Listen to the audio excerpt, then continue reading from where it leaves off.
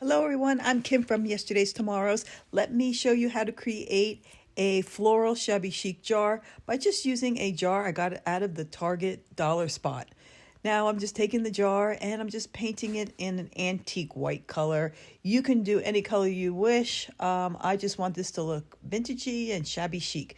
Now I'm just painting the top also. Then we're going to be using some Decoupage Queen rice paper to put on the top and on the container also. It's going to be a cute little jar. Look how cute that paper is. It's so vintagey. I just love it.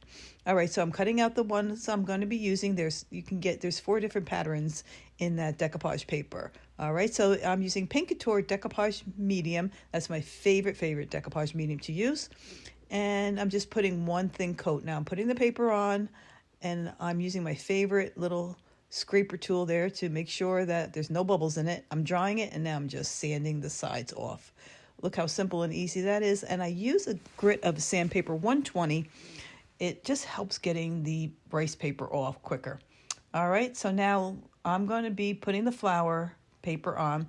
Now I'm just doing it. I'm just have a water pen, and I'm just sort of like fussy cutting. If you know what fussy cutting is, but you could do it with scissors. Well, now I'm just fussy cutting it with a water pen. So I'm just outlining where I want it, and then I'm just tearing it, if you could see like that. And it gives it a nicer finish when you apply it to your jar. All right, so I just need a little bit more. And I'm just loving these water pens. You can get them anywhere. Hobby Lobby, Michael's, even Amazon carries them. So now I'm just seeing if it's going to fit on my jar. And it looks like it should fit okay. All right, so now I'm just taking my Pink Couture Decoupage Medium again and putting a light coat where I'm going to put my decoupage paper. And then we're just going to put it on and brush some more decoupage medium over the top of it. Now it hangs down a little bit on the bottom. That's okay. Just pounce into the little edges right there. And then you can let it dry and you can sandpaper it off. But if you're impatient just like me, I'm just taking my scissors and cutting it off. And putting a little decoupage medium, and voila, it's done. All right, so now I'm drying it because now I'm going to add some stamping to it. I think it's going to give it a really pretty, more shabby chic vintage look. Now that stamp with all the little teeny writings on it, I just got it on Amazon. And I'm taking my favorite stamp color called Cinnamon. And I'm just putting it on the stamp. And if you could see, I'm randomly putting it on here and there.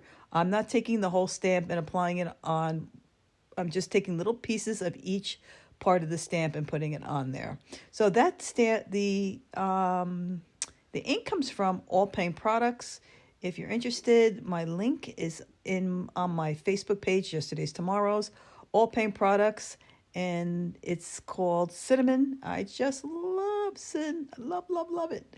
It's almost like it's a little darker than a light brown. It's so pretty. Now I'm just stamping also a little bit on the decoupage paper also, just so it looks like it's been on there forever. Okay, so now what I want to do, I want to take the ink, put it around the edges of the top of my jar to give it an aged look. Look how pretty that looks. And then I'm going to just take my dabber and put it around the sides of the jar also, just to give it a more vintagey look, an aged look.